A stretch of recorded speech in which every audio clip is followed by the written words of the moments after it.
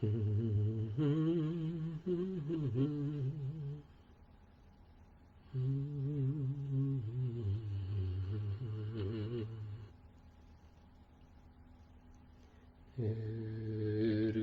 Sri Guru Pahi Pahi Pahi Ma.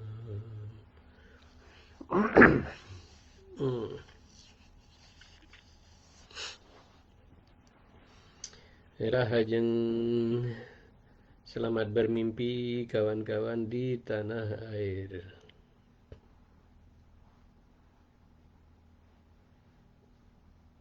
Ada satu kawan yang hadir.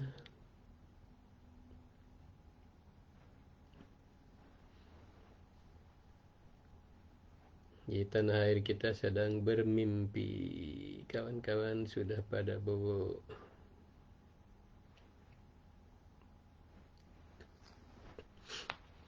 Ingin share sedikit.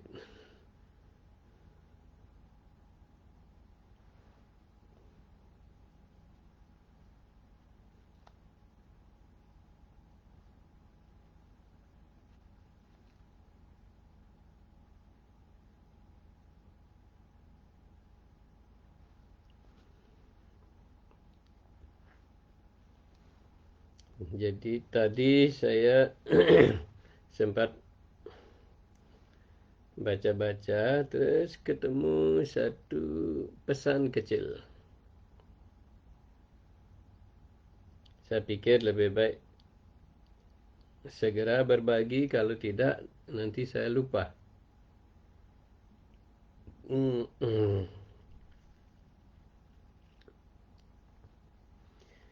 Pahi Pahi Ma,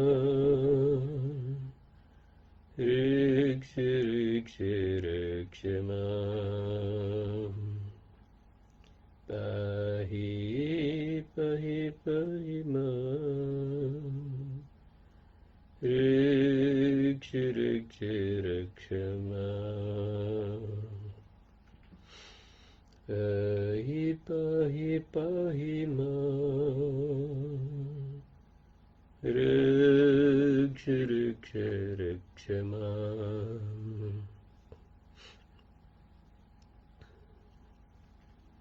Pak Nyoman, swastiastu Pak Nyoman.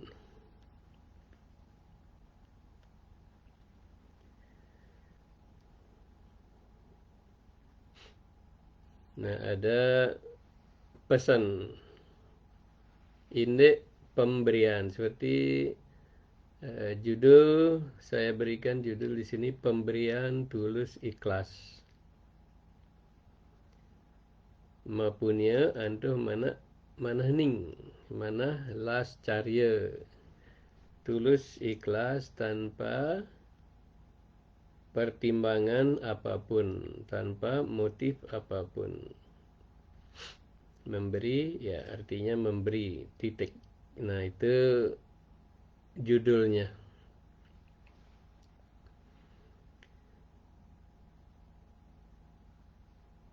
Kita banyak melihat dan mengalami langsung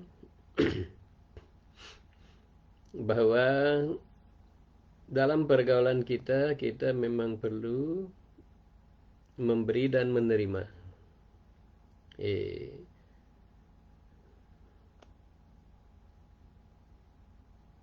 Itu sebuah kepastian.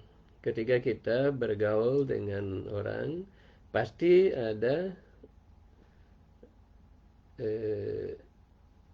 timbal balik ini, memberi dan menerima, dan itu merupakan suatu ciri bahwa kita ada pergaulan. Kalau hanya sepihak menerima saja, nah itu tidak lengkap. Atau hanya memberi saja, itu juga tidak lengkap. Memberi dan menerima itu selalu ada. Hanya saja bentuknya ada yang kita bisa pahami, ada yang tidak bisa dipahami. Jadi kalau kita bergaul itu pasti kita memberi dan menerima ini. Dan ketika kita bergaul dengan kawan, pergaulan kita dekat, itu sebuah kepastian. Di sana itu pasti ada yang dua ini, memberi atau menerima. Karena dia merupakan hukum. Ya, kecuali niskala. Niskala pun perlu juga menerima, karena kita mempersembahkan rasa bakti kepada beliau. Jadi diterima oleh beliau, beliau menerima juga. Parasparam bhavayantah.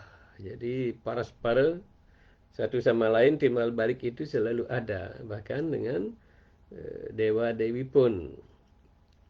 Hanya saja dari pihak kita, kita harus memahami bahwa kita tidak memberi. Karena memang kalau toh kita menghaturkan rasa bakti, dia pasti penuh dengan kekurangan atau haturan rasa bakti kita itu penuh dengan motif. Jadi dia bukan aturan. Dia itu kadang-kadang lebih cenderung saya katakan itu gangguan bagi widi, gangguan bagi niskala, gangguan bagi para dewa-dewi. Karena apa? Karena kita mengaturkan rasa bakti itu dipenuhi oleh berbagai keinginan-keinginan. Jadi keinginan-keinginan kita yang berkembang banyak sekali, sehingga tidak layak disebut sebagai haturan atau persembahan. Nah, itu dari pihak kita, kita perlu menyadari seperti itu. Ya, kita perlu menyadari seperti itu dari pihak kita. Nah, tentu saja itu ketika kita berhasil mempersembahkan rasa bakti dalam ketulusan yang benar-benar tulus, maka di sana itu timbal balik itu ada parasparam bhavayantah. Keduanya, kedua belah pihak itu ada memberi, ada menerima. Tidak hanya memberi, tidak hanya menerima. Ya, Pak Meranggi belum bubuk. Pak Dendu, Bu Saraswati, gimana kalau bahasa Jawanya? Piye kabare?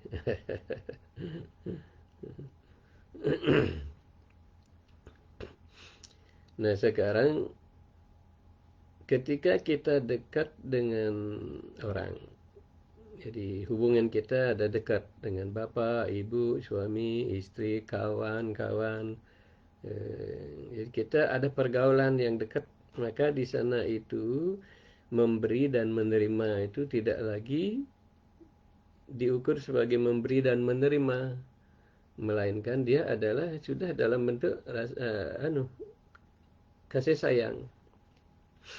Dia itu tidak memberi, yang memberi pun menerima, yang menerima pun memberi.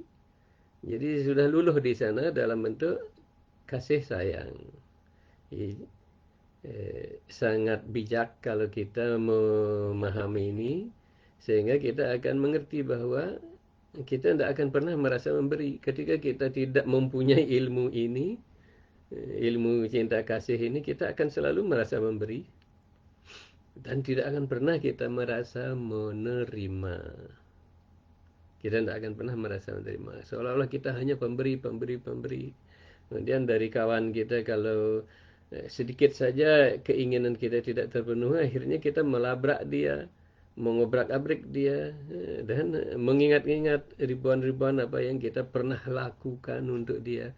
Tapi tidak pernah akan mengingat apa yang dilakukan oleh beliau-beliau itu. Ya, ini seni kita berbagi kasih itu harus kita pahami. Tidak pernah ada yang memberi hanya memberi, tidak ada yang menerima hanya menerima. Selalu ada memberi dan menerima, dan itu adalah ciri kasih sayang. Kalau kasih sayang kita itu sudah luluh, menyatu kita dengan kawan kita dalam kasih sayang, maka kawan kita baik, tetap tidak dalam kasih sayang. Kawan kita tidak baik, kita tetap dalam kasih sayang. Karena sering baik, tidak baik itu dia luluh. Karena apa? Karena hasil olahan dari keduanya lah itu terjadi. Baik atau tidak baik itu selalu merupakan olahan berdua, kedua belah pihak. Sangat jarang itu sepihak. Bukan sangat jarang, ya hampir tidak ada sepihak. Dharmenerji, Rajputji, Radhe-radhe. Itu disebutkan dadati pratigrhanati. Itu adalah priti lakshanam. Priti artinya kasih sayang, cinta kasih, lakshanam ciri-ciri. Jadi ciri-ciri dari cinta kasih itu, kita saling mengasihi itu adalah sering memberi dan menerima. Jadi jangan hanya memberi. Nanti ketika kawan kita memberi, kita tidak mau menerima. Nah itu artinya kita tidak tidak lelap di dalam kasih sayang. Karena tidak hanya memberi, juga tidak hanya menerima. Kita mau menerima saja, memberi tidak. Dua ini harus selalu ada, memberi dan menerima. Dadati, kita memberi. Pratigrhanati, kita menerima. Dan kalau kita di dalam cinta kasih, memberi pun kita tidak seperti ini. Kita memberinya begini. Jadi kita tidak memberi seperti ini. Kalau kita memberi, tangan kita seperti ini, itu ego kita di atas. Kita menaikkan diri kita. Dengan begini kita memberinya, ego kita akan turun. Kita tidak akan merasa diri sebagai pemberi. Kita tidak akan merasa memberikan. Dadati, berikan dengan tulus, ning lascarya, tulus ikhlas. Pratigrhaniti, menerimanya juga disertai dengan rasa ikhlas penuh sayang. Itu teknik kita saling memberi dan menerima. Hanya saja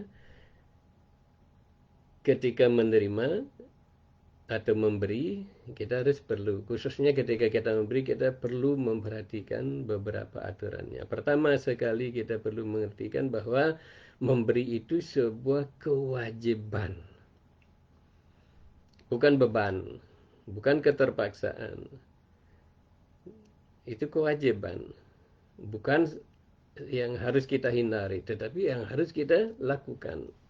Jadi memberi itu adalah kewajiban. Ketika kita menganggap atau bisa menerima bahwa memberi itu adalah kewajiban, maka kita tidak akan merasa terpaksa memberinya. Kita tidak akan merasa sebagai pemberi. Kita tidak akan pernah merasa memberi. Datavyam iti yaddanam. Ketika orang memberikan danam, ketika kita memberikan danam, artinya pemberian, dharma atau pemberian, hadiah, apalah itu pemberian. Ketika kita memberi, datavyam iti yaddanam diyate anupakari ini. Bahwa dia harus diberikan diyate, dia harus diberikan. Datavyam, ketika kita menerima memberi itu sebagai suatu kewajiban, danam itu ya jad danam, memberi itu datavyam itu dia sebagai sebuah kewajiban untuk memberikan diyate, maka dia harus diberikan dengan anupakari ini, harus diberikan dengan cara, dengan kesadaran tidak menginginkan apa-apa. Memberi hanya memberi dalam kasih, tidak menginginkan apa-apa. Nah,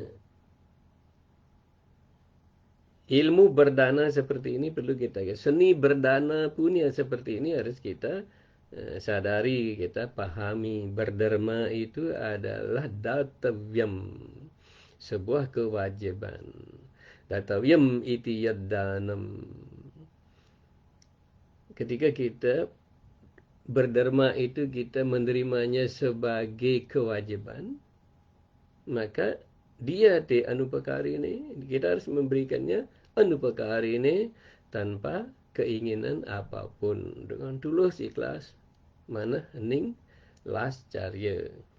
Nah, itulah pemberian yang sejati. Hanya saja, walaupun kita tulus memberikannya, harus ada perhatian kita, pertimbangannya. Jangan nanti salah memberikan. Salah memberikan kepada orangnya, salah memberikan tepat waktunya, salah memberikan juga pada tidak disesuaikan dengan lingkungan. Nanti di depan orang banyak kita memberikan, tidak nyaman bagi yang menerimanya. Dana derma itu sering perlu dilakukan diam-diam, tidak ngomong.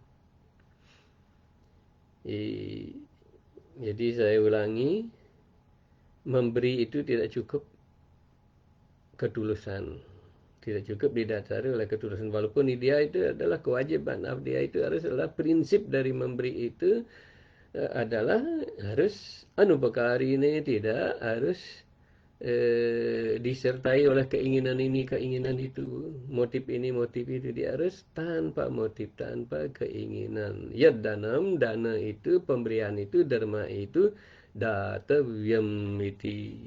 Harus kita pahami sebagai sebuah kewajiban. Nah, sekarang kita sudah menerima itu sebagai kewajiban dan sudah diisi dengan rasa tulus ikhlas. Lalu pertimbangan apa lagi? DC kali cepat rice, bahwa pemberian yang tulus ikhlas tersebut harus sesuai tepat kepada orangnya, tepat waktunya, tepat juga pada keadaan lingkungannya. Jadi kapan kita harus memberi, kepada siapa kita harus memberi, bagaimana kita harus memberi. Jadi itu sangat ditentukan nilai dari pemberian itu oleh pertimbangan tadi. Selain pertimbangan itu, ada juga disebutkan anadaru wilambasce vai mukyam nishthura vacanam pascata pasca pancapi danasya dushanani ca. Danasya dushanani, dana dushani. Dana dushani itu artinya derma itu bisa tercemar. Derma itu bisa tercemar. Tercemar oleh apa?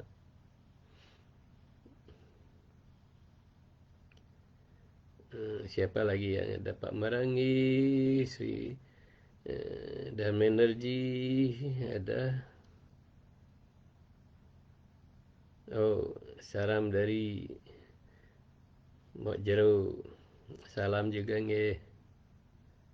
Bu Nyoman durung mekolem.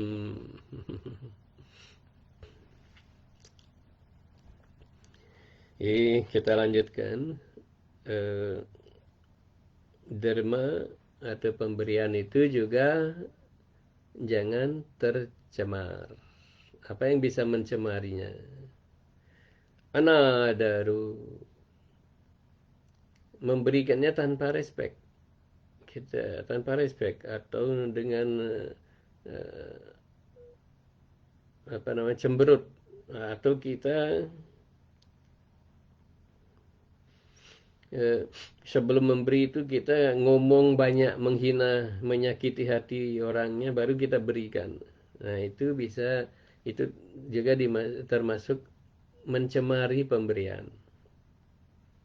Sekali memberi ya udahlah, dengan mana ening lascarya, tulus ikhlas, sudah tulus ikhlas, tidak disertai oleh maki-makian, ejekan, cemohan, menghabisi mental orang, nama baik orang, baru kita memberi. Sudah, jangan menyakiti, jangan disertai oleh penyakitan, jangan kita menyakiti. Berilah dengan tulus. Itu wilambasca. Tiap hari kita minta orangnya datang. Begitu datang, besok datang lagi ya. Besoknya orangnya datang lagi 2 hari lah. Datang lagi, suruh, sudah puluhan kali orangnya datang baru kita kasih. Nah, itu juga mencemari pemberian.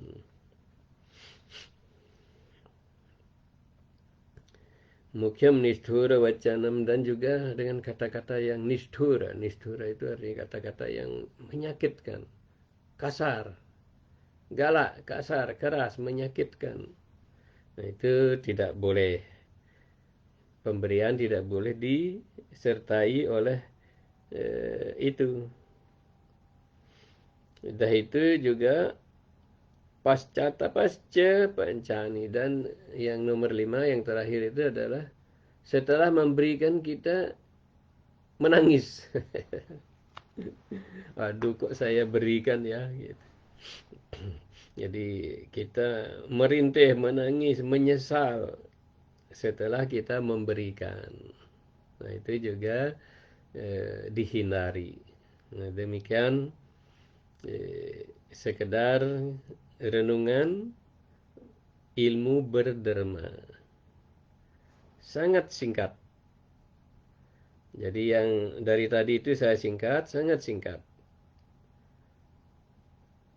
Pesan dari beliau yang selalu menuntun saya sangat ingat, terkesan dengan itu. Kata-katanya sangat bermakna, yaitu memberi itu, maaf kalau contoh ini tidak nyaman gitu ya. Seperti kita melakukan kewajiban pagi-pagi di toilet. Buang dan jangan noleh. Sudah pencet tombol air di belakang, pencet dan biar dihanyutkan langsung. Jadi kita lihat pun itu tidak lagi. Jadi ketika kita melakukan kewajiban pagi-pagi di toilet, pasti kita tidak melihat lagi kan, langsung dipencet tombol air, langsung dibuang. Nah, seperti itu. Ketika kita memberi, sudah memberi artinya memberi, lupakan. Jangan diawali dengan berbagai hinaan, kata-kata kasar dan lain-lain, ataupun kata halus tetapi mengagungkan diri sebagai pemberi. Nah, tidak perlu. Memberi, ya sudah memberi, selesai. Kemudian setelah memberi pun, jangan pernah lagi diungkit-ungkit. Nah, itu ilmu kita berseni, kita berderma, berdana punya. Saya kira demikian. Sebelum kawan-kawan bobok beristirahat malam, menyambut mimpi yang indah, kita ada renungan kecil tadi. Rahayu sareng sami, jaga kesehatan yang baik. Ya, tetap kita harus jaga jarak, jaga kesehatan, jaga kesehatan orang lain juga dengan cara kita tidak terlalu rame-rame, tidak dekat-dekat. Terlalu dekat, kalau dekat ya jangan lupa pakai masker. Dah itu untuk diri kita sendiri, tetap minum minuman yang sehat, yang hangat-hangat, panas, teratur 30 menit, minumlah terus. Walaupun kita segar, baik-baik, tetap minumlah setiap 30 menit gitu ya, minum yang hangat-hangat, panas-panas. Dan bagus kalau kita mulai mengalihkan perhatian kita kepada minuman-minuman tradisional, jamu, loloh, seperti itu, yang akan menambah daya tahan tubuh yang baik. Rahayu, rahayu, rahayu. Om Shanti, Shanti, Shanti.